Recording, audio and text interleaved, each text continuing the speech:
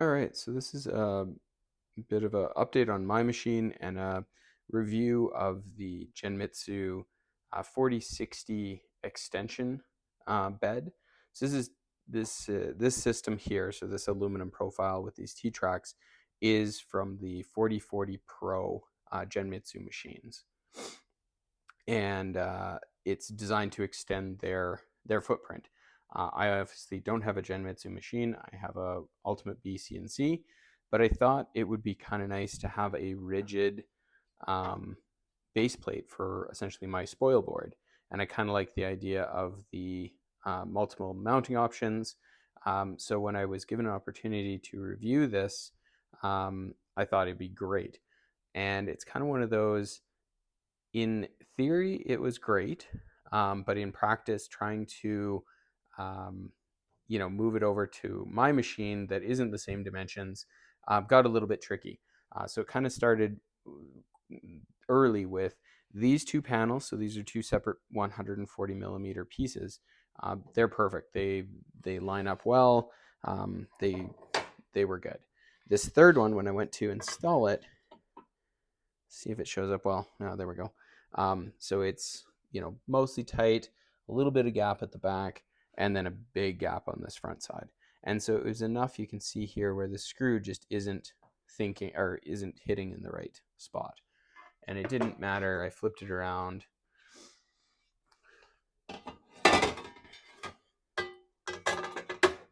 And now I have a bow in the middle, right? So again, this screw isn't gonna hit.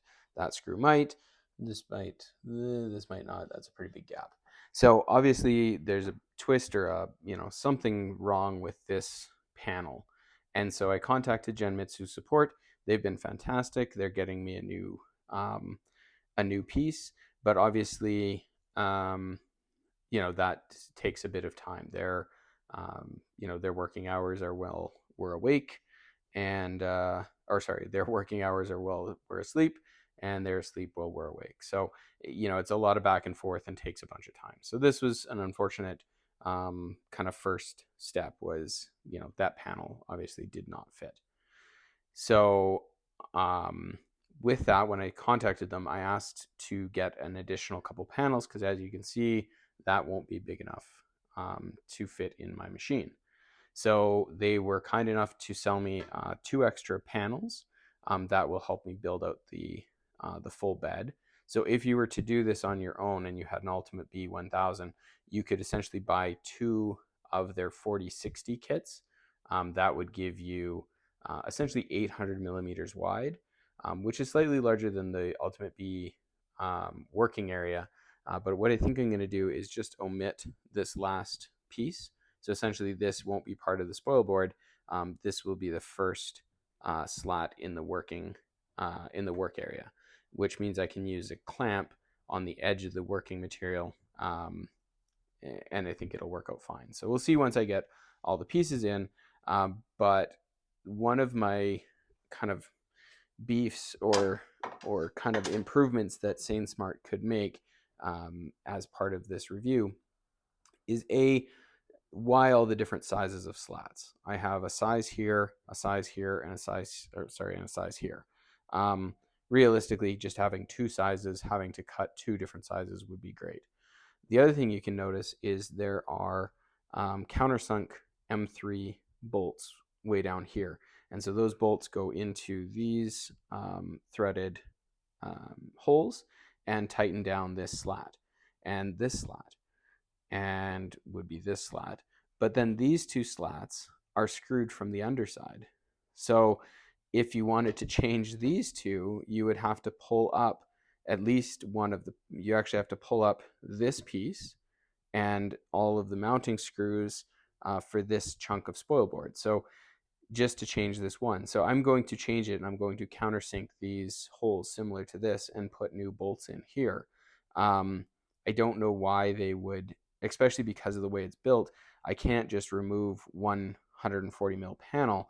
I essentially have to remove this slat and then the 140 mil panel to replace this one piece of MDF. So it seems very inefficient. And actually, when I get it whole bolted together, I'll have to remove 2 pieces of MDF to replace this one slat. So again, I'm going to set up a job and mill it from the top and create those same countersunk holes, but from an easy replaceable spoil board setup.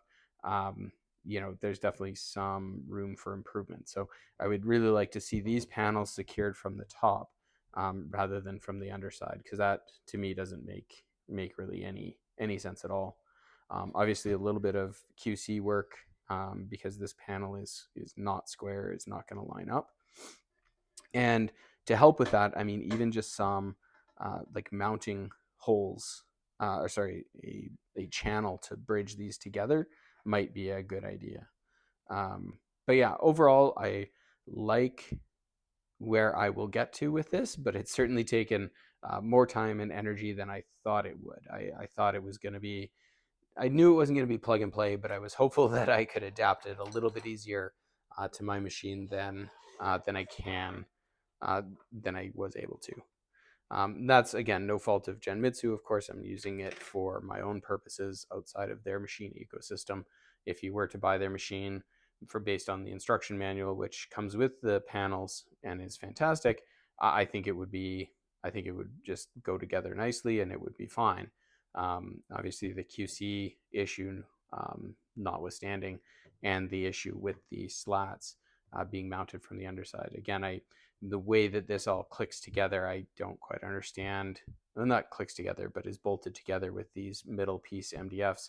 I don't really understand why they made that decision. Yeah, it just doesn't make a ton of sense to me why you would do that.